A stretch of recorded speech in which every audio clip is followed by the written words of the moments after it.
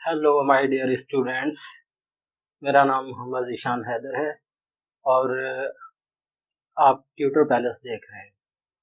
मैं आपको अपने चैनल में वेलकम कर रहा हूँ। कुछ कभी कभी ऐसा होता है कि ज़िंदगी में कुछ ऐसे क्वेश्चंस आते हैं जिनका आंसर हमें अपनी स्टडी में मिलता है, लेकिन हम उस बारे में नहीं सोचते। वजह क्या है? क्योंकि हम सिर्फ और सिर्फ पास होने के लिए पढ़ते हैं।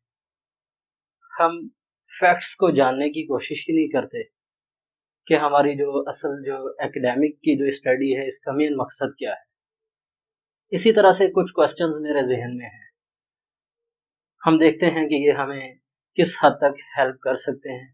इसमें सबसे पहली चीज़ तो ये है कि ये देखें, why do most people want to know how fast a chemical reaction will occur. पहली चीज़ तो ये है कि कुछ लोगों के ज़हन में ये क्वेश्चन आता है कि ये रिएक्शन कितना फास्ट या कितना स्लो है। आपने अक्सर देखा होगा कि हम टाइम के लिहाज से रिएक्शंस को डिस्कस कर रहे होते हैं और हम ये कहते हैं कि हम ये पता लगाना चाहते हैं कि ये कितना फास्ट है या कितना स्लो है। दूसरा क्या है, how fast does a medicine act. और ये है कि कोई भी मेडिसिन जो है वो कितना फास्ट रिएक्ट करती है। जैसे अक्सर आपने देखा होगा कि अगर ज्यादातर लोग जो है वो क्या करते हैं, एलोपैथिक डॉक्टर के पास जाते हैं, होम्योपैथिक डॉक्टर के पास कम ही जाते हैं। किस वजह से? क्योंकि वो चाहते हैं कि फास्ट रिएक्शन करे मेडिसिन, और वो एलोपैथिक करती है। होम्योपैथिक फास्ट इतना नहीं करती, वैसे कर सकती है, लेकिन वो डिपेंड करता है कि आप जिस कंसल्टेंट के पास, जिस डॉक्टर के पास गए हैं, वो कितना एक्सपर्ट है अपनी फील्ड के अंदर। फिर और क्वेश्चन क्या जहन में आ सकता है, how fast does blood clot.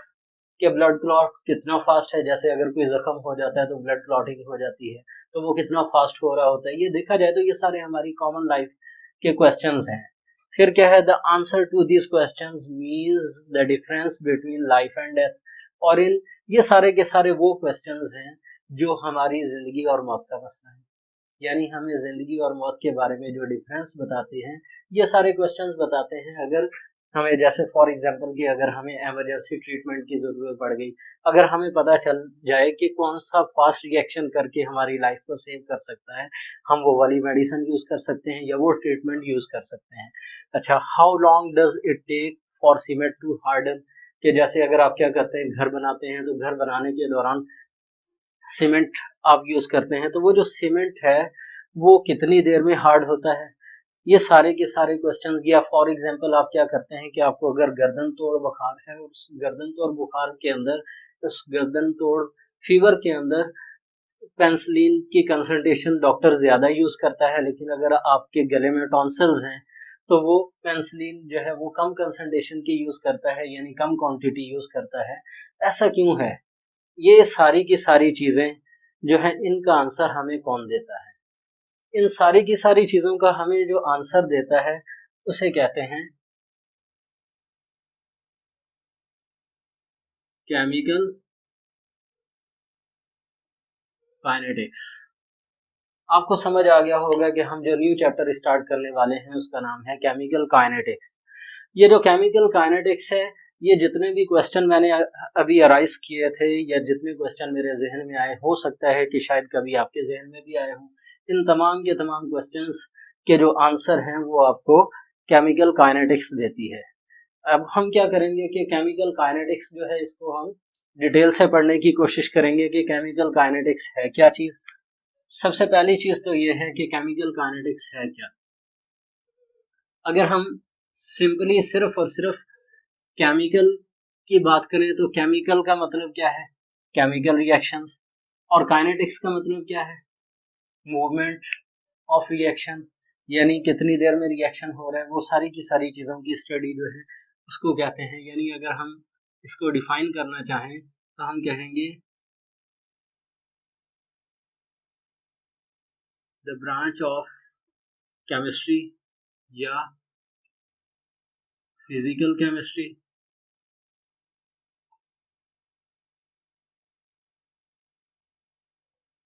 Which deals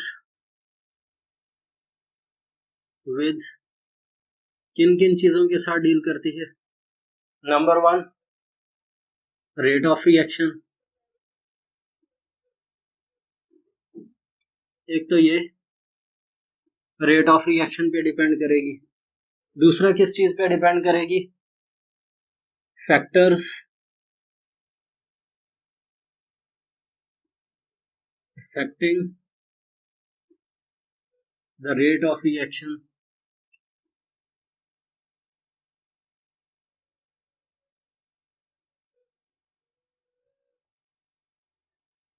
और तीसरी चीज जिस पे डिपेंड करता है वो है mechanism of reactions.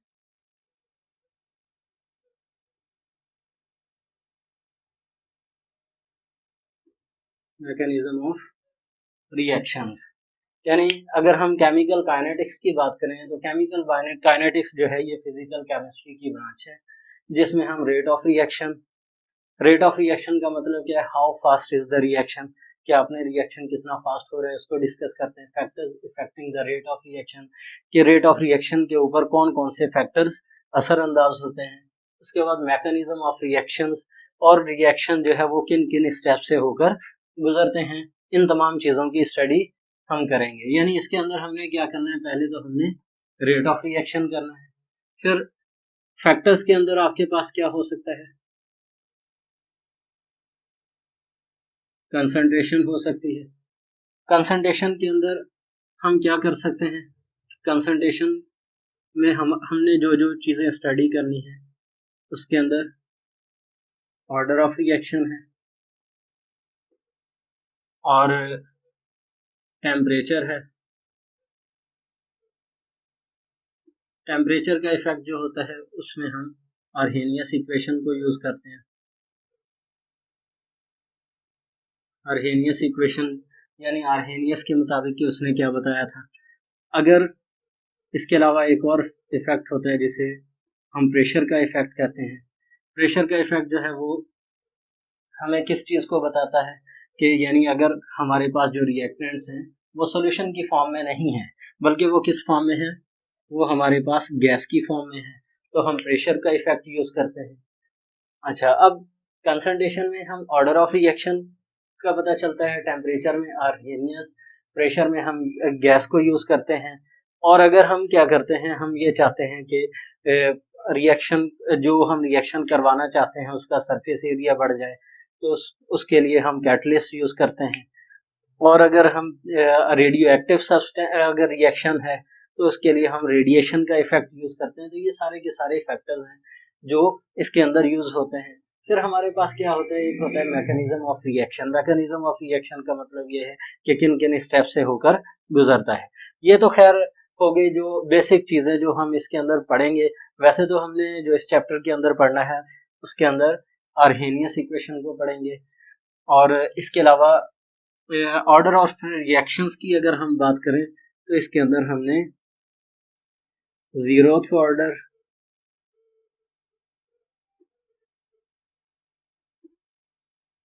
First order,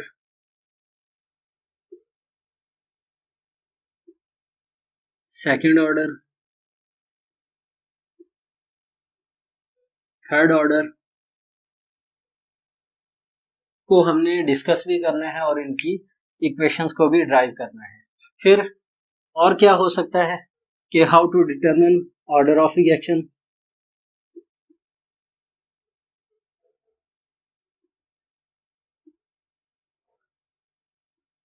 order of reaction,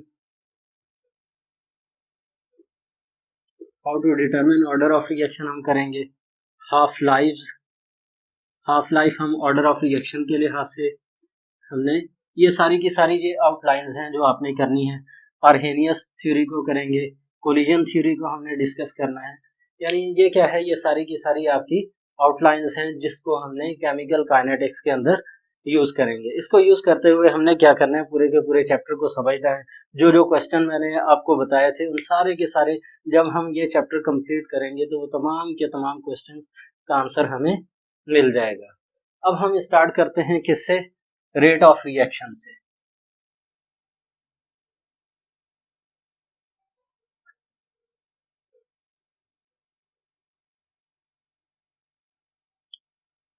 चलिए, अच्छा, रेट ऑफ रिएक्शन से पहले हम डिस्कस कर लेते हैं types of reaction.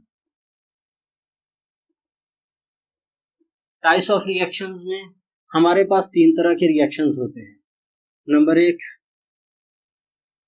Very fast reactions.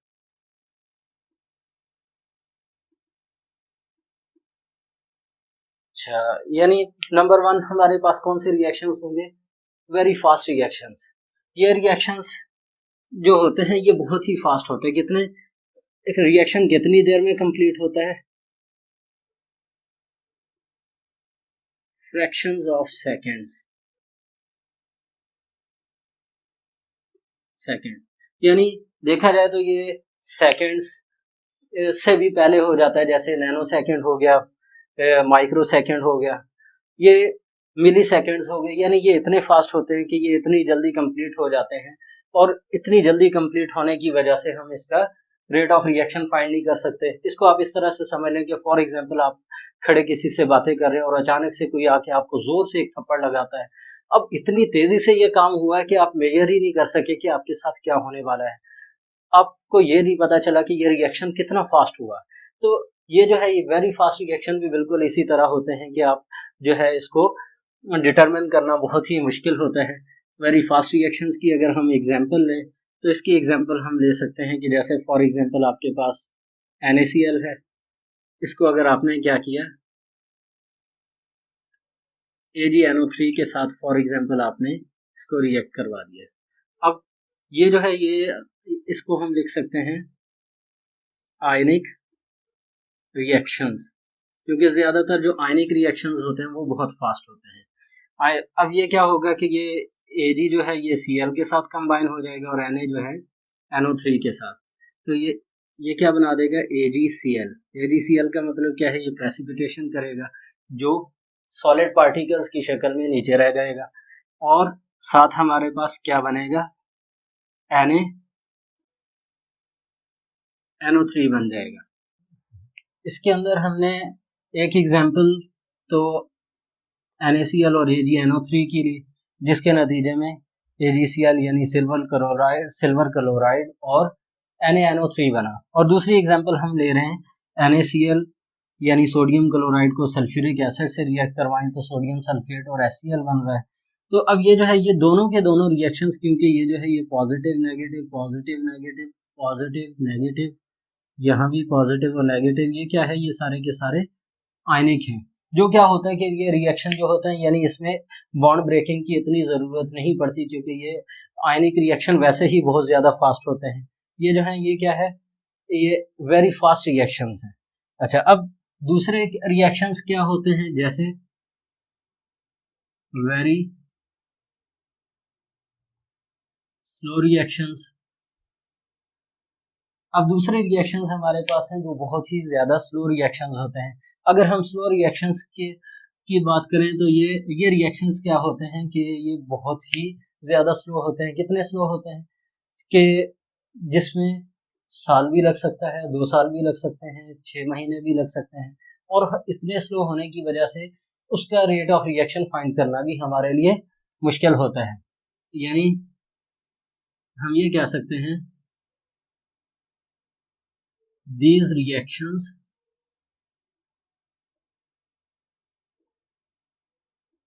takes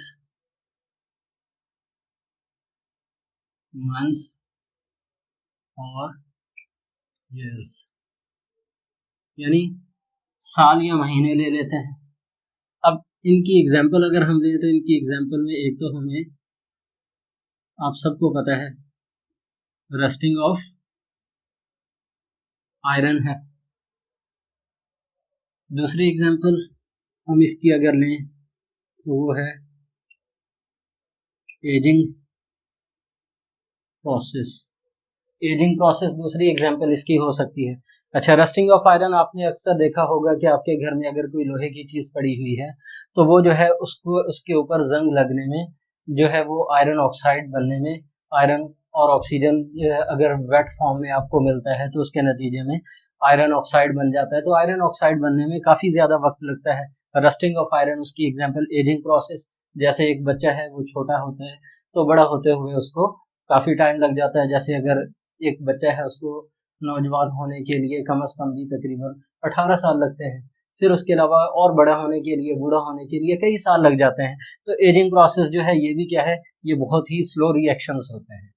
अच्छा, अब हम क्या करते हैं कि हमने रिएक्शन का पता लगाना हो कि रेट ऑफ रिएक्शन किसी चीज़ का फाइंड करना हो, तो उसके लिए हमें जिस चीज़ की ज़रूरत होती है, जिस टाइप ऑफ रिएक्शन की ज़रूरत होती है, वो है थर्ड वाला, जो हम अभी डिस्कस करने वाले हैं। ये कौन सा है?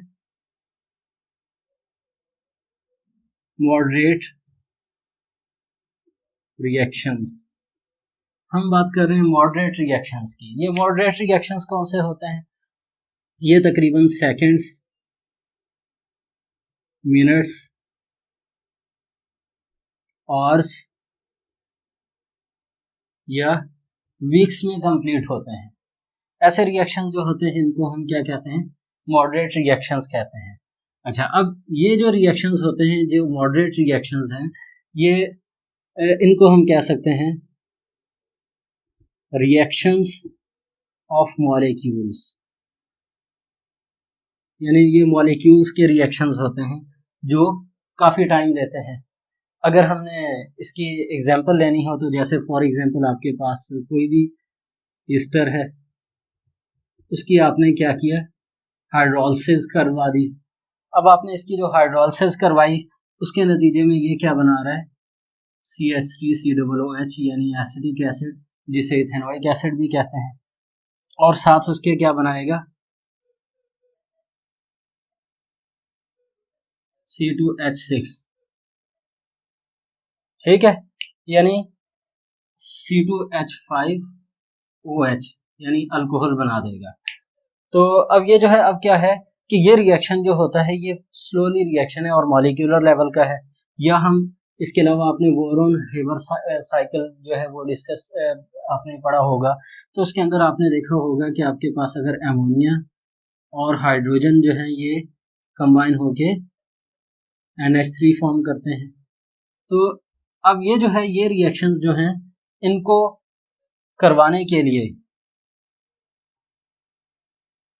ये जो है, ये रिएक्शन जो होता है, ये हेबर प्रोसेस का रिएक्शन जो है, ये भी जो है मॉडरेट रिएक्शन है। तो ऐसे रिएक्शन जो होते हैं, जो मॉडरेट रिएक्शंस होते हैं, इनका हम क्या फाइंड कर सकते हैं? Rate of reaction.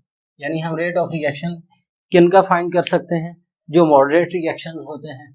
और मॉडरेट रिएक्शंस का हम रेट ऑफ रिएक्शन फाइंड कर सकते हैं। जो बहुत ही फास्ट रिएक्शंस होते हैं या जो बहुत स्लो रिएक्शंस होते हैं, इनका हम रेट ऑफ रिएक्शन नहीं फाइंड कर सकते। रेट ऑफ रिएक्शन होता क्या है? रेट ऑफ रिएक्शन को हम स्पीड ऑफ रिएक्शन भी कह सकते हैं। ठीक है, अब यानी हम डिस्कस कर रहे हैं किसको? Rate of reaction. अच्छा, अब रेट ऑफ रिएक्शन होता क्या है? ये होता है change in concentration of reactants or products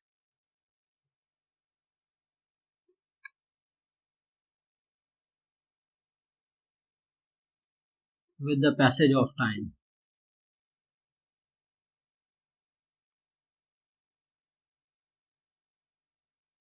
यानी वक्त के लिहाज से रिएक्टेंट या प्रोडक्ट की कंसंट्रेशन में जो चेंज आता है उसको हम क्या कहते हैं? रेट ऑफ रिएक्शन कहते हैं। अगर हमें रेट ऑफ रिएक्शन का अगर फार्मूला निकालना हो, रेट ऑफ रिएक्शन का फार्मूला कैसे निकलेगा? रेट ऑफ रिएक्शन का फार्मूला क्या होगा? चेंज इन कंसंट्रेशन ऑफ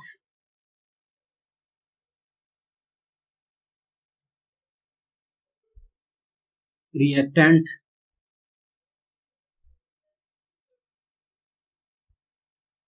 यानी इसको हम क्या कह सकते हैं? Change in concentration.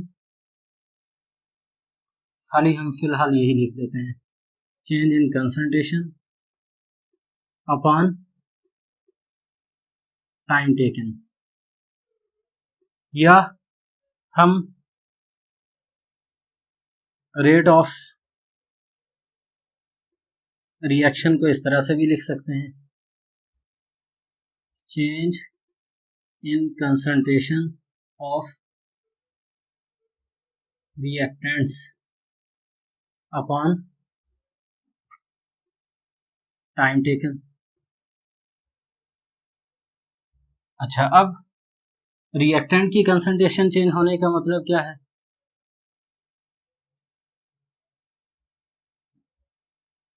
Decrease in concentration, क्योंकि हमें पता रिएक्टेंट की कंसंट्रेशन कम होती है। या हम रेट ऑफ रिएक्शन को दूसरा हम कैसे कर सकते हैं? Rate of reaction is equal to change in concentration of products with time. इसमें क्या होगा?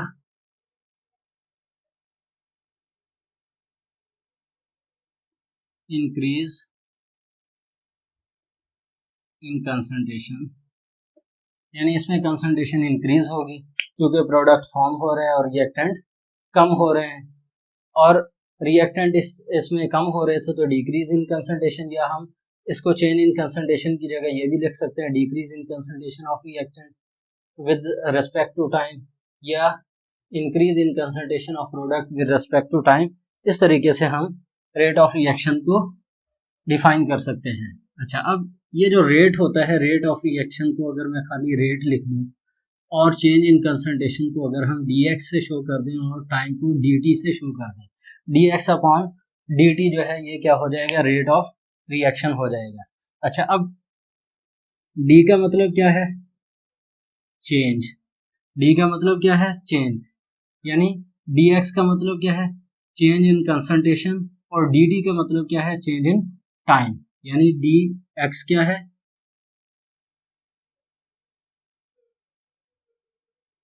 चेंज इन कंसंट्रेशन, और dt का मतलब क्या है? Change in time. कि टाइम में चेंज को dt से शो करेंगे, कंसंट्रेशन के चेंज को dx से शो करेंगे। d चेंज के लिए है। अब ये जो d या डेल्टा, हम दोनों चीजें यूज करते हैं। एक होता है डेल्टा, डेल्टा भी हम क्या करते हैं? चेंज के लिए यूज करते हैं, और d जो है ये भी हम चेंज के लिए यूज करते हैं। दोनों में फर्क क्या है? d जो होता है ये स्मॉल चेंज को शो करता है, और डेल्टा जो होता है जिसको हम डेल भी कहते हैं, ये लार्ज चेंज को शो करता है। अच्छा, अब यानी डी स्मॉल चेंज को और डेल्टा लार्ज चेंज को, क्योंकि हम केमिस्ट्री के अंदर स्मॉल से स्मॉल चेंज को भी मेजर करने की कोशिश करते हैं। क्यों?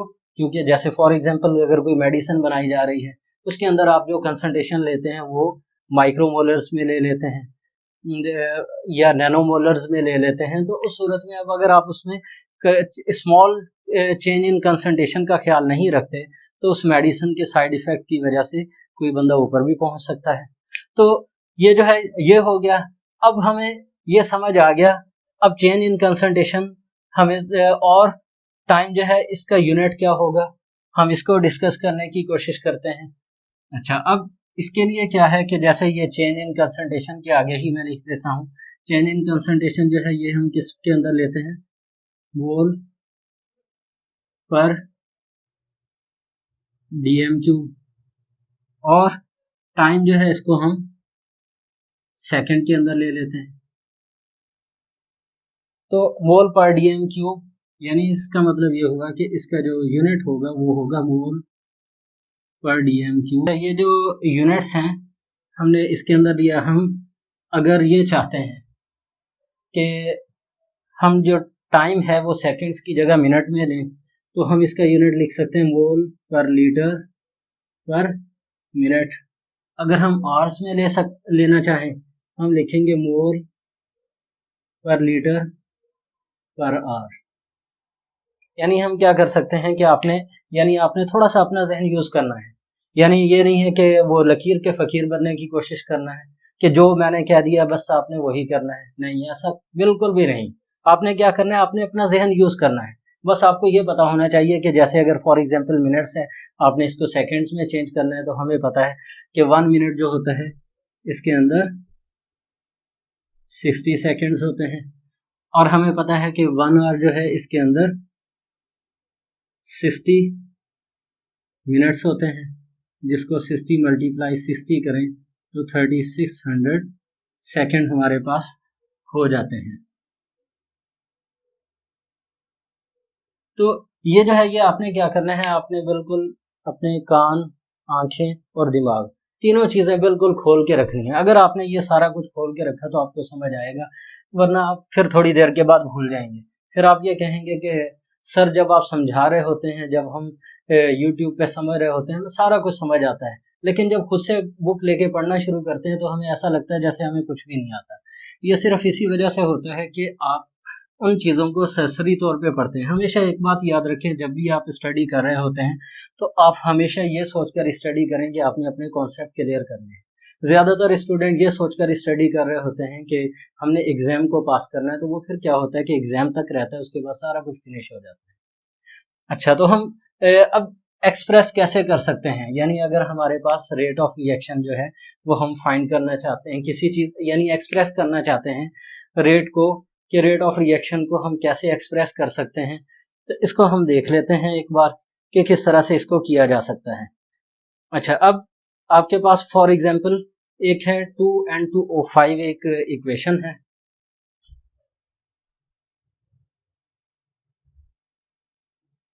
अच्छा, अब ये जो इक्वेशन है 2N2O5, इसको आपने 4NO2 प्लस O2, हम चाहते हैं कि इसका रेट कैसे फाइंड करें। इसके लिए आपने क्या करना है, रेट ऑफ रिएक्शन को फाइंड करने के लिए आप जैसे रिएक्टेंट्स हैं तो आपने लिखा 1/2 डेल्टा। हमेशा याद रखें कि आपने ये जो है इसको स्क्वायर ब्रैकेट्स में लिखना होता है, N2O5 upon delta T is equal two plus 1/4 delta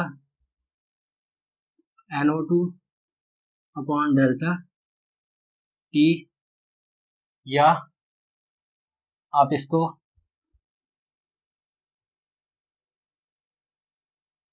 और लिख सकते हैं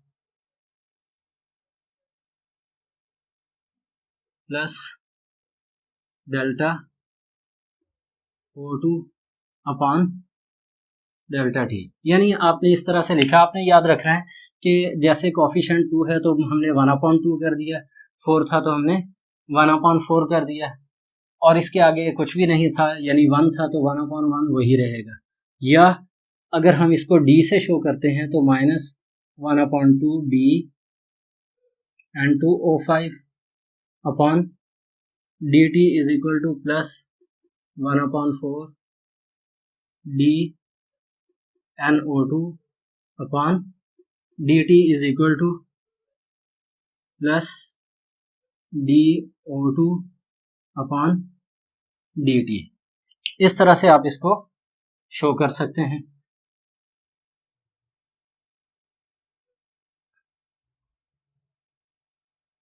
ये हो गई आपके पास फर्स्ट एग्जांपल।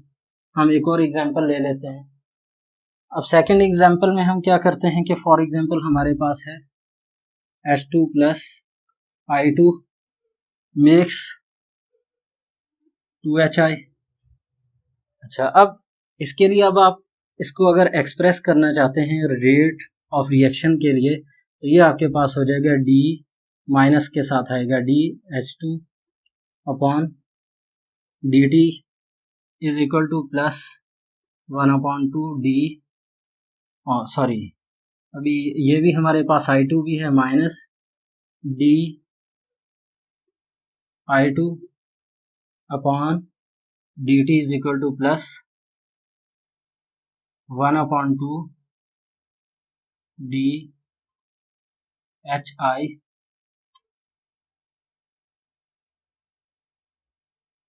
Upon dt। यानी आपने क्या करना है कि कॉफिशिएंट को 1/, करके लिखेंगे, ये आप इसको इस तरीके से रेट ऑफ रिएक्शन को एक्सप्रेस कर सकते हैं। या यानी ये इसका मतलब क्या है? इसका मतलब ये है कि अगर तो रिएक्टेंट है तो उसकी कंसंट्रेशन डिक्रीज हो रही है, जो नेगेटिव साइन शो करता है। यानी आपको ये जो नेगेटिव साइन है ये क्या शो करेगा? Decrease in concentration. और ये जो पॉजिटिव साइन है, पॉजिटिव साइन, ये आपको क्या बताएगा? Increase in concentration. ठीक है, यानी आपने क्या करना है कि आप ये जो यूज कर रहे हैं, जैसे मैंने ये जो रिएक्टेंट थे इनके लिए नेगेटिव साइन लिखा और जो प्रोडक्ट थे उनके लिए पॉजिटिव का साइन लिखा, तो आप इसको इस तरह से शो कर सकते हैं। यानी ये क्या है? ये हम रेट ऑफ रिएक्शन जो है इसको हम किस तरीके से लिख सकते हैं और कैसे शो कर सकते हैं। अगर आप कहते हैं तो एक एग्जांपल और करके देख लेते हैं। इसमें आपके पास क्या है? जैसे हमारे पास फॉर एग्जांपल एक है 2NO2। थर्ड एग्जांपल हम कर लेते हैं 2NO2 makes 2NO plus O2। अब आपने यहाँ पे भी जब रेट लिखना शुरू करेंगे, रेट ऑफ रिएक्शन, अब ये हो जाएगा -1/2 d NO2 upon dt is equal to +1/2 d NO upon dt is equal to d O2 upon dt। यानी आप क्या कर सकते हैं?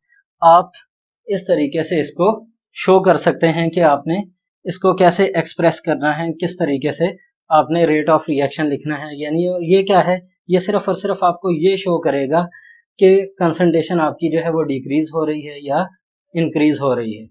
इसके अलावा एक और चीज होती है जिसे कहते हैं इंस्टेंटेनियस रेट ऑफ रिएक्शन। एक चीज क्या होती है?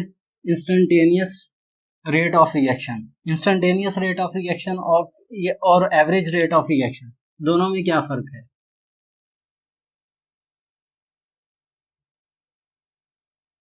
Instantaneous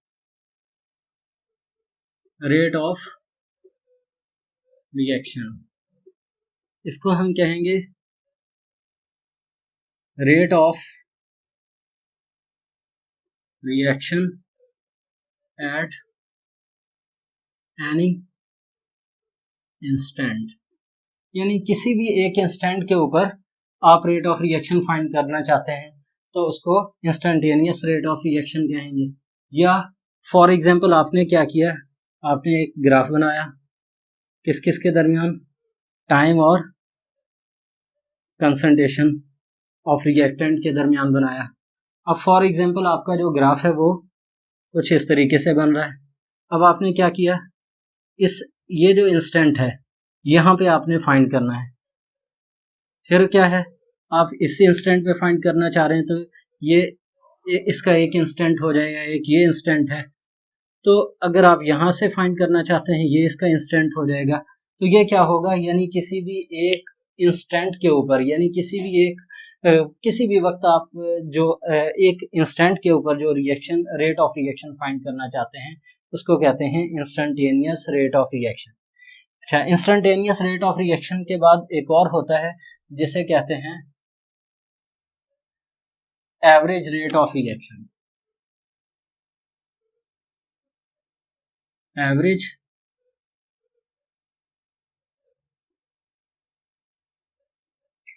average rate of reaction. अच्छा, अब ये एवरेज रेट ऑफ रिएक्शन में क्या होगा? हमारे पास टोटल जितनी बार भी हमने लिया रिएक्शन, पहले हमने एक रिएक्शन लिया, उसी का हमने दूसरा रिएक्शन लिया, उसी की तरह का हमने तीसरा रिएक्शन लिया। हमने क्या किया? तीनों की तीनों कंसंट्रेशन को ऐड कर दिया और तीनों को कंप्लीट करने के लिए जितना टाइम यूज हुआ वो हमने लिया। तो उसके नतीजे में आपको जो रेट ऑफ रिएक्शन मिलेगा उसको एवरेज रेट ऑफ रिएक्शन कहेंगे। यानी एवरेज रेट के लिए आप क्या लिखेंगे? एवरेज रेट क्या होगा? Sum of all concentrations divided by the total time. Total time का मतलब क्या है? जितना भी टाइम होगा या टोटल टाइम का सम ले लें। ये अक्सर ऐसा होता है कि जब भी हम काइनेटिक्स की स्टडी करते हैं तो उसमें हम जब कोई रिएक्शन करवाते हैं तो हम उसको वक्त के लिहाज से देखते हैं, यानी जैसे जैसे वक्त चेंज होता जाता है हम देखते हैं कि कंसंट्रेशन के चेंज होने से वक्त वक्त और कंसंट्रेशन के चेंज होने से रिएक्शन के ऊपर क्या इफेक्ट हो रहा है। तो ऐसे रिएक्शन जो है इसको हम एवरेज रेट ऑफ रिएक्शन के जरिए फाइंड कर लेते हैं। यानी आप क्या करते हैं कि आपने एक ही रिएक्शन को कंप्लीट किया, पहले 5 सेकंड में लिया, फिर फॉर एग्जांपल 5 मिनट में आपने चेक किया कि कंसंट्रेशन में कितना चेंज आ रहा है, फिर आपने 10 मिनट्स के बाद चेक किया कि कंसंट्रेशन में कितना चेंज आ रहा है, फिर 15, फिर 20, फिर 25। यानी आप क्या करते हैं, जैसे जैसे वक्त चेंज होता जाता है आप ये चेक करते हैं कि कंसंट्रेशन के ऊपर कितना इफेक्ट हो रहा है, यानी कंसंट्रेशन डिक्रीज या इंक्रीज हो रही है। ये ज्यादातर हम टाइट्रेशन को यूज करते हुए करते हैं। तो इस तरीके से आप पता लगा सकते हैं कि आप किसी चीज का एवरेज रेट ऑफ रिएक्शन कैसे फाइंड करना है। इंस्टेंटेनियस का मतलब क्या है कि किसी खास इंस्टेंट के ऊपर रेट ऑफ रिएक्शन कैसे फाइंड करना है, और रेट ऑफ रिएक्शन होता क्या है। आज का जो टॉपिक है उसके अंदर हमने क्या क्या डिस्कस किया, क्या क्या खोया, क्या क्या पाया, यानी मतलब यह है कि हमने आज क्या क्या सीखा है। इसमें हमने एक तो केमिकल काइनेटिक्स क्या होती है, फिर केमिकल काइनेटिक्स के चैप्टर में हम क्या क्या चीज़ें स्टडी करेंगे आगे आने आने वाले जो लेक्चर्स हैं उसके अंदर। फिर हमने डिस्कस किया कि कितनी टाइप्स के रिएक्शन होते हैं, जिसमें हमने वेरी फास्ट, वेरी स्लो और मॉडरेट रिएक्शंस को डिस्कस किया। फिर हमने रेट ऑफ रिएक्शंस को डिस्कस किया कि रेट ऑफ रिएक्शन क्या होता है। रेट ऑफ रिएक्शन को डिस्कस करने के बाद हमने रिएक्टेंट और प्रोडक्ट के लिहाज से उसका क्या फार्मूला बनता है वो डिस्कस किया। फिर ये करने के बाद फिर हमने इसका यूनिट कैसे होता है, हमने फार्मूले को यूज करते हुए इसका यूनिट भी खुद से ड्राइव किया। फिर ये करने के बाद और हमने क्या किया कि इसके अंदर कि इसको एक्सप्रेस कैसे करते हैं रेट ऑफ रिएक्शन को, वो हमने डिस्कस किया। फिर हमने इंस्टेंटेनियस रेट ऑफ रिएक्शन को डिस्कस किया, एवरेज रेट ऑफ रिएक्शन को डिस्कस किया। और उम्मीद है कि आपको ये जो है ये लेक्चर अच्छे से समझ आया होगा। और आप कोशिश ये करें कि आप जो है ये जो वीडियो लेक्चर है इसको शेयर करें, लाइक करें, कमेंट करें, इसको शेयर करें ताकि दूसरों को भी ज़्यादा से ज़्यादा इसका फ़ायदा हो। और इस चैनल को सब्सक्राइब कर लें ताकि जो मुसलसल वीडियो लेक्चर्स बन रहे हैं वो आपको उसका नोटिफिकेशन मिलता रहे, और बेल आइकॉन को जब आप प्रेस करेंगे तो आपको मुसलसल उसके नोटिफिकेशन मिलते रहेंगे। Thank you so much. Okay, अल्लाह हाफिज़।